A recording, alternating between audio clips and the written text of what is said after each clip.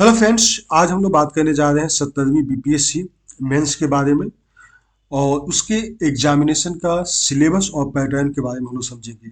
BPSC mains exam, तो चलिए इसके बारे में हम लोग बात करते हैं।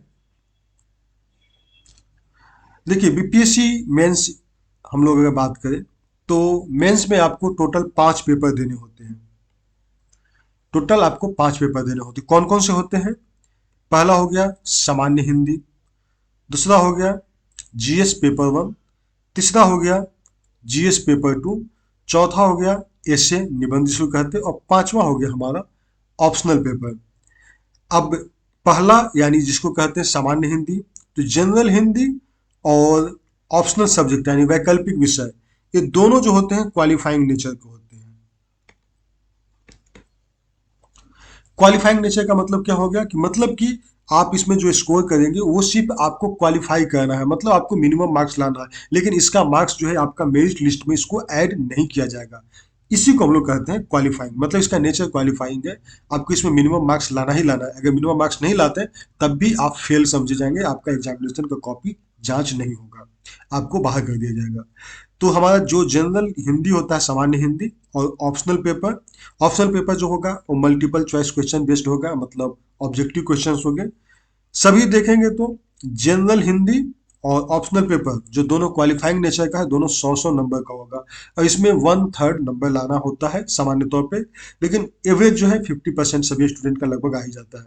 तो 1/3 होता है जिसको कि क्वालिफाइंग नेचर माना गया है, कितना आपको मार्क्स लाना है। सभी के लिए जो परीक्षा का अवधि है वो 3 घंटे का ही दिया जाएगा। जीएस पेपर 1 300 नंबर का होगा, जीएस पेपर 2 300 नंबर का होगा, और निबंध होगा 300 नंबर का। मतलब 300, 300 और 300, पेपर 1 पेपर 2 और एसी तीनों मिलाकर टोटल 900 का आपका बेसिकली मेंस में एग्जाम होगा, जिसका मार्क्स आपको मेरिट लिस्ट के लिए तैयार होगा। ठीक है, ये आपका 900। उसके अलावा इंटरव्यू का मार्क्स ऐड होता है, तब जाके आपका फाइनल मेरिट लिस्ट तैयार होता है। तो आपको क्वालिफाई करने के लिए, मेंस क्वालिफाई करने के लिए ही 900 नंबर में आपको स्कोर करना है मैक्सिमम। ठीक है, तो ये बेसिक चीज आप लोग समझ गए कि मेंस में 5 सब्जेक्ट होते हैं, जिसमें कि 2 सब्जेक्ट ऐसे होते हैं जो क्वालिफाइंग नेचर के होते हैं, और 3 सब्जेक्ट हो जिनका मार्क्स जुटता है, जो हमको मेरिट लिस्ट में सहयोग करता है। हम लोग अब आगे की बात करते हैं। कुछ इंस्ट्रक्शंस दिया जाता है बीपीएससी के द्वारा कि आप मेंस में कैसे लिखेंगे। तो मेंस का जो क्वेश्चन होगा वो प्रश्न पत्र हिंदी और अंग्रेजी दोनों माध्यम में होगा। इस चीज को आपको ध्यान में रखने की जरूरत है। सभी भाषेतर विषय, जो लैंग्वेज के अलावा जो विषय होता है, उनको हिंदी या अंग्रेजी या उर्दू किसी एक विषय में ही, एक भाषा में ही आपको उत्तर देना है। दूसरे दूसरी भाषा में उसको जवाब नहीं दे सकते हैं। प्रश्न पत्रों को उत्तर देने का विकल्प लेने वाले उम्मीदवार यदि चाहे तो केवल तकनीकी शब्दों या वाक्यांश से उद्धृत अंशों को, यदि कोई है तो उसका विवरण उनके द्वारा चुनी गई भाषा के साथ साथ अंग्रेजी रूपांतरण दे सकते हैं। मतलब कई ऐसे साइंटिफिक टर्म होते हैं, टेक्निकल टर्म होते हैं, जिसको कि हिंदी में लिखने में कठिनाई होती है, आप उसको इंग्लिश में लिख सकते हैं। इसके लिए बीपीएससी कोई रोक टोक नहीं करती। बीपीएससी बस यही चाहती है कि आप उस चीज़ को बहुत अच्छे ढंग से आप उनके सामने एक्सप्लेन करें। तो बहुत लोग इसमें कंफ्यूज करते हैं कि उसको मैं हिंदी में ही लिखूं। ऐसा कुछ नहीं है, आप उसको इंग्लिश में ही लिखें। जिस भाषा में सरल आपको लगता है, सामान्य ढंग से आप सामान्य व्यक्ति को जानकारी है उसको आप समझा सकते हो, उस भाषा को आप इस्तेमाल करेंगे। तो टेक्निकल वर्ड्स के लिए जनरली इंग्लिश को इसका यूज करने में कोई दिक्कत, मैं खुद यूज किया हूँ, मुझे कोई दिक्कत नहीं हुआ था। उम्मीदवार को अपने प्रश्न पत्र का उत्तर स्वयं अपने हाथ से ही लिखने होंगे। किसी भी परिस्थिति में इनके दूसरे की सहायता लेने की जरूरत नहीं पड़ेगी, मतलब उनका अनुमति नहीं दी जाएगी। ये तो आप सभी को पता है। परीक्षा के सभी विषयों में कम से कम शब्दों में, अब देखिए बीपीएससी मेंस खुद ये बीपीएससी के द्वारा ये दिया गया है कि आप मेंस का आंसर कैसे लिखेंगे, इस चीज को समझने की जरूरत है।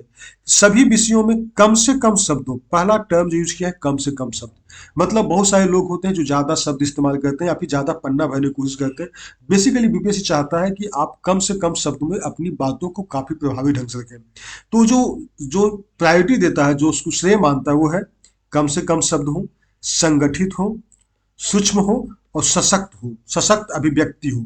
मतलब आपका जो प्रेजेंटेशन होना चाहिए काफी ज्यादा प्रभावी होना चाहिए। इन सब चीज पे ही बेसिकली बीपीएससी जो है वो मेंस के मार्क्स को ऐड करता है या मेंस का मार्क्स देता है। तो बीपीएससी खुद इस चीज़ को डिफाइन किए हुए है कि हमको इस तरह से आंसर चाहिए। आप इसको फॉलो करें तो डेफिनेटली आपका मार्क्स आएगा। इसको फॉलो नहीं करते हैं, जनरली आम स्टूडेंट देखते हैं कि वो ज़्यादा पेज भरते हैं, ज़्यादा से ज़्यादा कुछ से कुछ लिखते हैं और उनको पन्ना भरने में बिलीव होता है। ऐसा नहीं है। अभी के समय, खास कर स्पेशली अभी के समय, काफ़ी माइन्यूटली ध्यान दिया जा रहा है इन सब चीज़ों पे कि कम से कम शब्दों में अपनी बातों को काफ़ी प्रभावी ढंग से रख सकें। ये बीपीएससी खुद करती है। उसके अलावा प्रश्न पत्र में जहाँ कहीं भी आवश्यक हो तो जो माप तौल से संबंधित, उसमें मीटर प्रणाली का इस्तेमाल करें। जो हम लोग क्या कहते हैं, एम के सिस्टम या एसआई मात्रक हम लोग कहते हैं, तो एसआई मात्रक का इस्तेमाल करना है, यानी मीटर प्रणाली हम लोग का इस्तेमाल करना है। उम्मीदवार प्रश्न पत्रों को उत्तर देते समय भारतीय अंक का जो अंतर्राष्ट्रीय रूप है 1 2 3 4 5 6 7, इसी का इस्तेमाल करेंगे। इसके अलावा कोई और शब्द का इस्तेमाल नहीं करेंगे, क्योंकि ऐसा लगता है कि वो आप विशेष पहचान दे रहे हैं अपनी कॉपी को। यदि उम्मीदवार चाहे तो मुख्य परीक्षा में कैलकुलेटर का प्रयोग कर सकते हैं। कैलकुलेटर अलाउड है, क्योंकि हम लोग जब स्टैटिस्टिक्स का पेपर जब देते हैं तो उसमें कैलकुलेटर अलाउ हो जाता है, क्योंकि आप स्टैट बिना कैलकुलेटर को थोड़ा सा कठिनाई होती है। जब हमको अलाउ किया ही जा रहा है तो क्या दिक्कत है। हाँ, बस इसमें है कि कैलकुलेटर एक दूसरे से लेन देन नहीं कर सकते, आप ही आपस में बदलने की अनुमति नहीं दी जाएगी। तो ये बेसिक इंस्ट्रक्शन जो है बीपीएससी खुद देती है अपने स्टूडेंट्स को, अपने एस्पिरेंट्स को, कि आप इन सब चीज़ों को अगर ध्यान में रखते हैं तो आपके कॉपी को हम अच्छा उसको इवेल्युएशन करेंगे। ठीक है, अब हम लोग बात करते हैं आगे। नेक्स्ट पेपर जो हमारा जो आता है, पहला आता है, वो है अनिवार्य विषय, जिसको कहते हैं कंपलसरी हिंदी। कंपलसरी हिंदी यानी हम लोग सामान्य हिंदी कहते हैं, जनरल हिंदी। इसमें हम लोग देखे हैं कि 100 नंबर का होता है और इसके लिए समय कितना होता है, 3 आवर अलॉट किया जाता है। हम लोग पहले डिस्कस कर चुके हैं। अब इसी 100 नंबर का ये ब्रेकिंग पॉइंट दिखाया गया है कि 100 नंबर को कैसे आप तोड़ सकते हैं।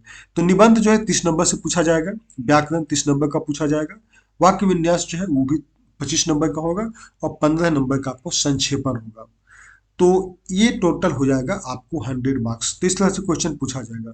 और उसके अलावा तो हम लोग बात करते हैं जीएस पेपर 1 और पेपर 2 के बारे में। ठीक है, जीएस पेपर 1 में हम लोग से 3 सेक्शन देख लिए, जीएस पेपर 2 का भी 3 सेक्शन है। तो जीएस पेपर 1 में जो हमारा बीपीएससी के द्वारा जो डिफाइंड सिलेबस है उसके बारे में बात करें तो पूछा जाता है आधुनिक भारत से, मॉडर्न हिस्ट्री से ही क्वेश्चन रहेगा, एंशिएंट और मेडिएवल से क्वेश्चन नहीं रहेगा। उसमें भी सारे जो क्वेश्चन होंगे वो कहीं ना कहीं बिहार से रिलेटेड होंगे, मतलब उसमें बिहार का भी कंट्रीब्यूशन, बिहार को विशेष ध्यान रखते हुए आपको क्वेश्चन पूछा जाएगा, आपको उसी हिसाब से जवाब भी देना है। और भारतीय संस्कृति के रूप में 3 आर्ट मुख्य रूप से पूछा जाता है, पटना कलम, मौर्यन आर्ट और पाल कला, ये 3 कला पूछा जाता है, इसको आपको ध्यान रखने की जरूरत है। उसके अलावा 19वीं शताब्दी के मध्य भाग से लेकर देश के इतिहास की रूपरेखा के साथ साथ 3 को थॉट्स पूछा जाता है, जिसमें से हो गया हमारे गांधी जी, रविंद्रनाथ टैगोर और नेहरू। ये तीनों का विचारधारा क्या है, तीनों का सोच क्या है, देश के बारे में, दुनिया के बारे में क्या इनका विचारधाराएं थी, उससे रिलेटेड प्रत्येक वर्ष क्वेश्चन पूछा जाता है। तो आपको ध्यान में रखना, 3 को आपका पेंटिंग याद रखना है, कौन कौन सा, जो है मौर्य कला, उसके बाद में हो गया पटना कलम और तीसरा हो गया पाल कला। ये 3 आपको आर्ट में ध्यान में रखना है। उसके अलावा 3 थॉट्स आपको ध्यान में रखना है, गांधी का, रविंद्रनाथ टैगोर का और नेहरू का, ये तीनों को रखना है। इससे संबंधित प्रश्न रहेंगे। बिहार के आधुनिक इतिहास के संदर्भ में वेस्टर्न एजुकेशन से संबंधित एक क्वेश्चन होता है, उसमें टेक्नोलॉजी भी यानी प्रौद्योगिकी भी इसमें जुड़ा रहता है। इसका आरंभ और विकास, इससे क्वेश्चन पूछा जाता है। आप प्रीवियस के क्वेश्चन देखेंगे तो मोस्टली क्वेश्चन इसी के आसपास घूमते रहता है। तो हिस्ट्री जो सेक्शन है जिस पेपर 1 का, बहुत आसान होता है और लगभग सभी स्टूडेंट काफ़ी अच्छा से तैयार कर लेते हैं। तो आपको ध्यान में रखना है, बहुत ज़्यादा भी इस पर आपको समय देने की जरूरत नहीं है, क्योंकि ये बिल्कुल कॉमन सा हो जाता है। इसका आंसर आप 2 बार 4 बार पढ़ेंगे तो आपके माइंड में आ जाएगा, उसको पॉइंट आप कलेक्ट कर लेंगे तो आप बहुत अच्छा से आंसर लिख सकते हैं पूरा टेक्निकल ढंग से।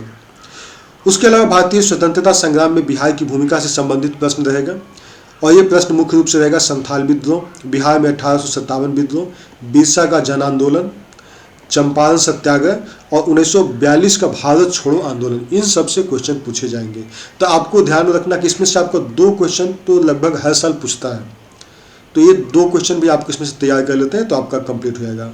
उसके अलावा हम लोग बात किए ही कि मौर्य काल, पाल कला और पटना कलम, चित्रकला, इससे संबंधित पूछा जाता है, उसकी विशेषताएं और उसका अभी वर्तमान इस परिस्थिति क्या है और पहले किस तरह से कला का शुरुआत हुआ, इन सब चीज़ों से रिलेटेड क्वेश्चन पूछा जाएगा।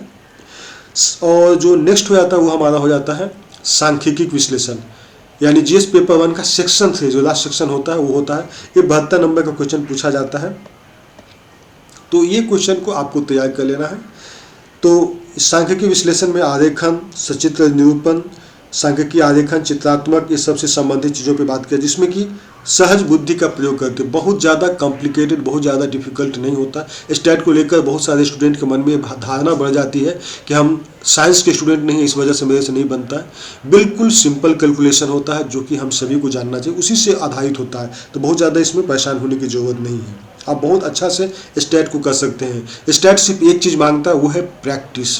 आप प्रीवियस ईयर का जितना सारा क्वेश्चन है उसको बिना कुछ हेल्प लिए, बिना कुछ देखे हुए आप बनाइए। उसके अलावा अन्य क्वेश्चन जो आपको मिलते हैं वो आप बनाइए। बहुत सारे टेस्ट सीरीज वगैरह चलता है, वहाँ से आप क्वेश्चन उठाइए और अपने मन से बनाइए। गलत होगा लेकिन आप अपने मन से बनाइए। उससे क्या होगा कि आपका एक अंदाज़ा लग जाएगा कि हमको कहाँ पर ट्रबल आ रहा है, और फिर उसको आप दूर कीजिए।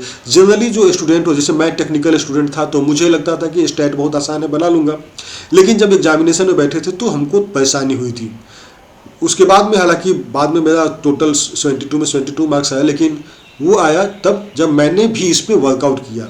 ऐसा नहीं है कि आप टेक्निकल हैं या फिर कुछ मैथमेटिक्स के अच्छे स्टूडेंट हैं तब बना लेंगे। इसमें आपको एग्जाम में आपको हिस्ट्री, करंट अफेयर्स के जस्ट बाद आपको ये होता है, स्टैट आता है। तो आपको माइंड कई तरह से, कई डायमेंशन में काम करती है एक साथ। उस समय अगर आपका माइंड एक प्रॉपर सेंटर्ड वे में, एकदम कंसंट्रेटेड वे में चल रहा है तो फिर आपका अच्छा परफॉर्मेंस होगा। इसी कारण स्टैट को आपको सीरियसली लेना है, प्रैक्टिस करते रहना है। बात करते हैं जीएस पेपर 2 का। जीएस पेपर 2 में पहला क्वेश्चन होता है जो होता है पॉलिटी से संबंधित होता है। तो भारतीय राज्य व्यवस्था से संबंधित खंड में भारत का और बिहार की राजनीतिक व्यवस्था से संबंधित क्वेश्चन पूछा जाता है। किस तरह का क्वेश्चन होगा हम लोग जब पेपर का सेक्शन का हिसाब से हम लोग जब डिस्कस करेंगे उसमें हम लोग बात करेंगे।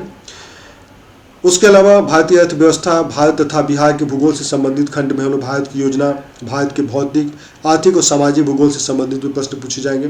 भारत के विकास में साइंस एंड टेक्नोलॉजी का क्या रोल रहा है, उसके महत्व, उसके प्रभाव के बारे में भी हम लोग तीसरा सेक्शन में बात किया जाएगा। भारत तथा बिहार में विज्ञान और प्रौद्योगिकी के महत्व के बारे में भी उम्मीदवार को जानकारी होनी चाहिए और इनके प्रायोगिक पक्ष पर बल दिया जाएगा, मतलब आप इसको कैसे इस्तेमाल कर सकते हैं। तो साइंस एंड टेक्नोलॉजी का आप कैसे किसी भी क्षेत्र में इस्तेमाल करके बिहार को या फिर इस देश को उन्नत बनाने में हम लोग सहयोग कर सकते हैं। तो ये सब चीज़ों पे जनरली जो क्वेश्चन होगा मेंस में आपको दिमाग में रखना है कि बिल्कुल प्रैक्टिकल होगा और आपके ऐसे क्वेश्चंस होंगे जिनको कि आप रोज़मर्रा की ज़िंदगी में आप देखते हैं, समझते हैं, आपका आँख कान खुला है तो आप बहुत हद तक मेंस के क्वेश्चंस को आप लिख सकते हैं। तो बस इतना ही है जीएस पेपर 2 के बारे में। Thank you, thanks for watching.